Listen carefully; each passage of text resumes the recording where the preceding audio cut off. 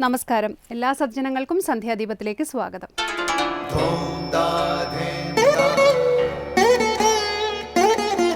ശുഭം ഭവതു കല്യാണമായുസാരോഗ്യവർദ്ധനം സർവദുഃഖ വിനാശായ സന്ധ്യാദീപം നമോസ്തുതേ. നാമം ജപായനം പുണ്യം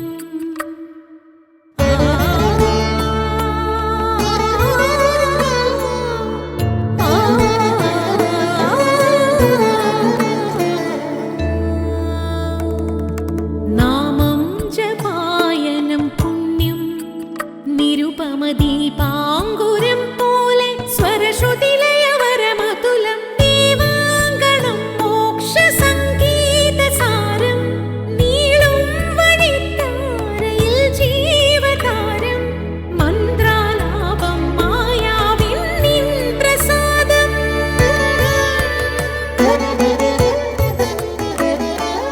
ഇരുൾ നീങ്ങിയുണരുന്ന തെളിനാളദീപം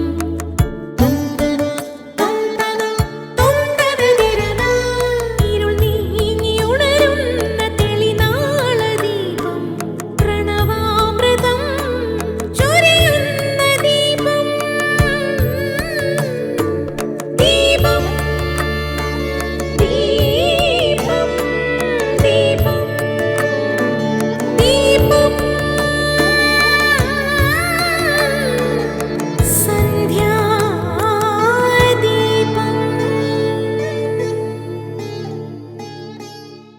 യജ്ഞം, തപസ്, ദാനം എന്നീ 3 കർമ്മങ്ങളും എല്ലാവരും അനുഷ്ഠിക്കണമെന്ന് ശ്രീകൃഷ്ണ ഭഗവാൻ നമ്മെ ഓർമ്മപ്പെടുത്തുന്നു.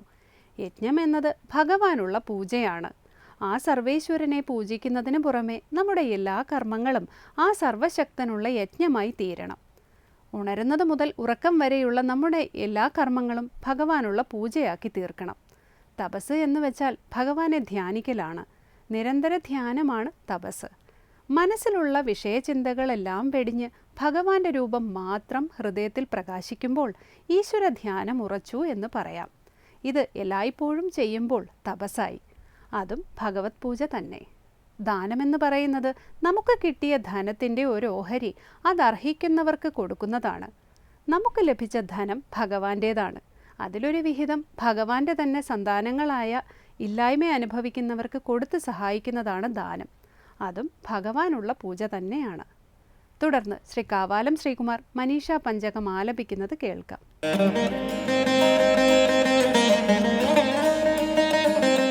യത് സൗഖ്യാംബുധിലേശലേശതയിമി ശക്രാദയോ നിർവൃതാഃ യച്ചിത്തേ നിതരാം പ്രശാന്തകലനെ ലബ്ധ്വാ മുനിർനിർവൃതഃ യസ്മിൻ നിത്യസുഖാംബുധൗ ഗളിതധീർബ്രഹ്മൈവ ന ബ്രഹ്മവിദ് യത് കശ്ചിത് സസുരേന്ദ്രവന്ദിതപദോ നൂനം മനീഷാ മമ യത് സൗഖ്യാംബുധിലേശലേശതയിമി ശക്രാദയോ നിർവൃതാഃ യച്ചിത്തേ നിതരാം പ്രശാന്തകലനെ ലബ്ധ്വാ മുനിർനിർവൃതഃ യസ്മിൻ നിത്യസുഖാംബുധൗ ഗളിതധീർബ്രഹ്മൈവ ന ബ്രഹ്മവിദ് യത് കശ്ചിത് സസുരേന്ദ്രവന്ദിതപദോ നൂനം മനീഷാ മമ. സന്ധ്യാദീപം.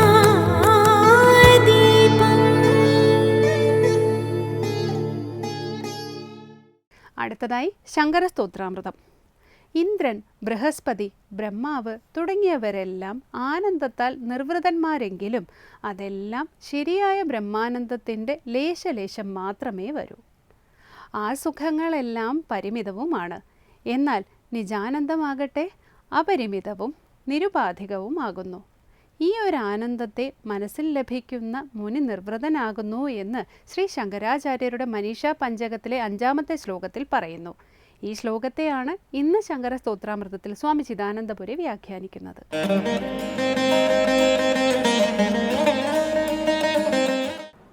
ശങ്കരകൃതികളിൽ മനീഷ പഞ്ചകത്തിൽ 5-ാമത്തെ അവസാനത്തെ ശ്ലോകമാണ് നമ്മൾ ശ്രദ്ധിക്കുന്നത്. അവിടെ പറഞ്ഞു, യാതൊരു സുഖസമുദ്രത്തിൻ്റെ അളവറ്റ അഗാധമായ സുഖം, ആനന്ദം. അപ്പോൾ യാതൊരു ആനന്ദത്തിൻ്റെ ലേശലേശം കൊണ്ടാണോ, അല്പഭാഗം കൊണ്ടാണോ ശക്രാദയ നിർവൃതാഹ, ദേവേന്ദ്രൻ തുടങ്ങിയവർ, ദേവേന്ദ്രൻ, പ്രജാപതി, ബ്രഹ്മാവ് തുടങ്ങിയവർ നിർവൃതാഹ, നിർവൃതന്മാരായ ആനന്ദഭരിതരായി കഴിയുന്നത്. അപ്പോൾ ഏതൊരു ആനന്ദ സമുദ്രത്തിൻ്റെ ലേശലേശം കൊണ്ടാണോ എന്ന് പറഞ്ഞാൽ ആ ബ്രഹ്മാനന്ദത്തിൻ്റെ മഹിമയാണ് വെളിപ്പെടുത്തുന്നത്. ദേവേന്ദ്രൻ, പ്രജാപതി, ബ്രഹ്മാവ് തുടങ്ങിയവരൊക്കെ വലിയ ആനന്ദാനുഭൂതി ഉള്ളവരാണെന്ന് നമുക്കറിയാം. എന്നാൽ പറയുകയാണ്, അത് ബ്രഹ്മാനന്ദത്തിൻ്റെ ലേശലേശമേ ആകുന്നുള്ളൂ. ഉപനിഷത്തിൽ, തൈത്തിരീയ ഉപനിഷത്തിൽ ആനന്ദമീമാംസ സുഖ താരതമ്യം ചെയ്തത് നമ്മൾ കഴിഞ്ഞ പ്രാവശ്യം ശ്രദ്ധിക്കേണ്ടായിട്ടുണ്ട്. അവിടെ മനുഷ്യാനന്ദം മുതൽക്ക് അങ്ങോട്ട് മനുഷ്യഗന്ധർവന്മാരുടെയും ഗന്ധർവന്മാരുടെയും ദേവഗന്ധർവന്മാരുടെയും സ്മാർത്തകർമ്മദേവന്മാരുടെയും ശ്രൗതകർമ്മദേവന്മാരുടെയും ദേവന്മാരുടെയും അങ്ങനെ ക്രമികമായി ഇന്ദ്രപര്യന്തം, ഇന്ദ്രനിൽ നിന്ന് അങ്ങോട്ട് ബ്രഹ്മാവ് പര്യന്തമുള്ള സുഖതാരതമ്യം അത്യത്ഭുതകരമായി വർണ്ണിച്ചിരിക്കുകയാണ്. ഈ ഓരോ തലത്തിലും അതിനെ അതിക്രമിച്ചുകൊണ്ട് ശ്രോത്രിയസ്യ ച അകാമഹതസ്യ എന്ന് ശ്രുതി പറയും. ശ്രോത്രിയനും അകാമഹതനുമായ വിജ്ഞാനിയുടെ ആനന്ദം ഇതിൽ പരമാണെന്ന്. അപ്പോൾ സാമാന്യ മനുഷ്യാനന്ദത്തിൻ്റെ കോടാനുകോടി ഗുണിതമാണ് ബ്രഹ്മാവിൻ്റെയൊക്കെ ആനന്ദം. എന്നാൽ അതും ബ്രഹ്മാനന്ദത്തിൻ്റെ മുമ്പിൽ നിസ്സാരം തന്നെ. അപ്പം ബ്രഹ്മാനന്ദത്തെ നമ്മൾ ചിന്തിക്കുക. അതാണ് യത് സൗഖ്യാംബുധിലേശലേശത ഇമേ ശക്രാദയോ നിർവൃതാഃ യച്ചിത്തേ നിതരാം പ്രശാന്തകലനേ ലബ്ധ്വാ മുനിർനിർവൃതഃ. യത് യാതൊന്ന് ചിത്തേ നിതരാം ലബ്ധ്വാ, ചിത്തത്തിൽ, അന്തഃകരണത്തിൽ നിതരാം നല്ലതുപോലെ ലഭിച്ചിട്ട്. അപ്പോൾ ഈ ഒരു ആനന്ദം സ്വന്തം ചിത്തത്തിൽ ലഭിച്ചു കഴിഞ്ഞാൽ മുനിഹി നിർവൃതഃ, മുനി നിർവൃതനാകുന്നു, ആനന്ദമഗ്നനാകുന്നു, നിർവൃതി അനുഭവിക്കുന്നവനായിത്തീരുന്നു. ഇവിടെ ഏതൊരു ചിത്തത്തിലാണ് ഈ ആനന്ദം ലഭിക്കുന്നത്? അവിടെ പറയുകയാണ്, പ്രശാന്തകലനേ ചിത്തേ, പ്രശാന്തകലനമായ ചിത്തത്തിൽ, സർവകലനങ്ങളും സർവഗണനകളും പ്രശാന്തമായ ചിത്തത്തിൽ, അത്തരം ചിത്തത്തിൽ മാത്രമേ ബ്രഹ്മാനന്ദം ലഭിക്കൂ. എന്താണ് പ്രശാന്തകലനമായ ചിത്തം എന്ന് പറഞ്ഞാൽ? നമ്മൾ ലോകത്തിൽ എപ്പോഴും പലത് കണക്ക് കൂട്ടുകയാണ്.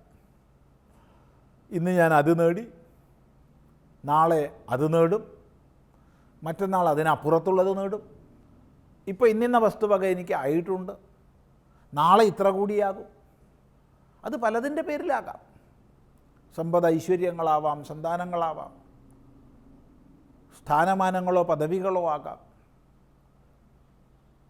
ഇന്നതല്ല. ഇനി ഒന്നുമില്ലെങ്കിൽ വൈകിട്ട് എന്താ ഭക്ഷണം ഉണ്ടാക്കേണ്ടതെന്നെങ്കിലും ചിന്തിക്കും. ഒന്നല്ലെങ്കിൽ മറ്റൊരു ചിന്ത, ഗണനകൾ നമ്മുടെ ഉള്ളിൽ വരികയാണ്.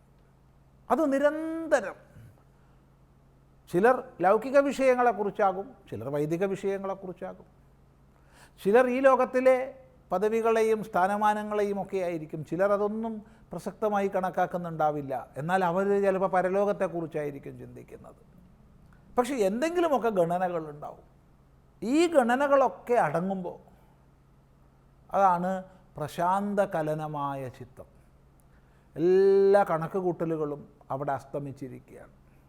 വളരെ ഹൃദ്യസുന്ദരമായി ലളിതമായി ഈ അവസ്ഥയെ ശ്രീനാരായണ ഗുരുദേവൻ വർണ്ണിക്കുന്നുണ്ട്. ഒന്നൊന്നായി എണ്ണി എണ്ണി തൊട്ടെണ്ണും പൊരുളൊടുങ്ങിയാൽ എന്ന്. നമ്മൾ എണ്ണുകയാണ്, അത് ഇത്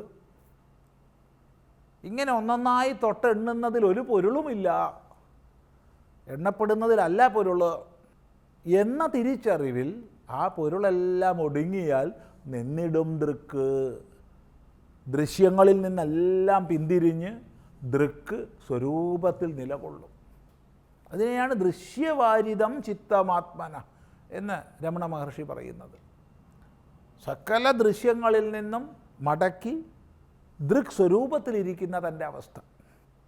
ഇതാണ് പ്രശാന്തകലനമായ ചിത്തം. ഇങ്ങനെ കണക്കുകൂട്ടുകളെല്ലാം ഒഴിഞ്ഞ ചിത്തത്തിൽ യത് ലബ്ധ്വാ, യാതൊരു ആനന്ദത്തെ, യാതൊരു സുഖാംബുധിയെ നേടിയിട്ടാണോ മുനി നിർവൃത, മുനി നിർവൃതനായിത്തീരുന്നത്. മുനി എന്ന് പറയുമ്പോൾ മനനശീലനാണ്, അല്ലാതെ ബാഹ്യമായ എന്തെങ്കിലും ഭാവങ്ങൾ നമ്മൾ കണക്കാക്കേണ്ടതില്ല. പലപ്പോഴും മുനി എന്നൊക്കെ പറയുമ്പോൾ നമ്മുടെ മനസ്സിൽ ചില ചിത്രങ്ങൾ കൊച്ചുനാളിലേ സ്ഥാനം പിടിച്ചിട്ടുണ്ടാവും. ഇനി അങ്ങോട്ട് മെലിയാനില്ലാത്ത വിധം മെലിഞ്ഞ ഉടൽ, ഒരു കാഷായം വസ്ത്രം ധരിച്ചിരിക്കുന്നു, കൈയൊരു വടീൻ്റെ മുകളിൽ വെച്ചിട്ടുണ്ട്, നീണ്ട താടിയുണ്ട്. ഇങ്ങനെയൊക്കെ ചില ചിത്രങ്ങൾ നമ്മുടെ മനസ്സിൽ വെച്ചിട്ടുണ്ട്. അതുകൊണ്ട് തന്നെ സാധനാ ജീവിതത്തിൽ നിന്ന് നമ്മൾ പ്രായോഗികമായ ലോക ജീവിതത്തിൽ നിന്ന് അകറ്റി എന്തോ ആണെന്ന് ചിന്തിക്കുന്നു. ഇവിടെയാണ് മനസ്സിലാക്കേണ്ടത്, മുനി എന്ന് പറഞ്ഞാൽ മനനശീലനാണ്, മനനം ചെയ്യുന്നവനാണ് മുനി. സത്യത്തെക്കുറിച്ച് വിചാരിക്കുന്നവൻ, സത്യാന്വേഷണം ചെയ്യുന്നവൻ. അങ്ങനെയുള്ള മുനി യാതൊന്നിനെ പ്രശാന്തകലനമായ ചിത്തത്തിൽ നേടിയിട്ടാണോ നിർവൃതനായിത്തീരുന്നത്, യാതൊരു സുഖ സമുദ്രത്തിൻ്റെ ലേശലേശം കൊണ്ടാണോ ദേവേന്ദ്രൻ തുടങ്ങിയവർ നിർവൃതന്മാരാകുന്നത്, അതറിയുന്നവൻ്റെ മഹിമയാണ് പറയുന്നത്. ആ ഭാഗം നമുക്ക് തുടർന്ന് അടുത്ത പ്രാവശ്യം ചിന്തിക്കാം. തുടർന്ന് ദീപാരാധനയാണ്. ക്ഷേത്ര സന്നിധിയിലെത്തി മംഗളാരതി തൊഴുത് ഇന്നത്തേക്ക് മടങ്ങാം. എല്ലാവർക്കും നമസ്കാരം.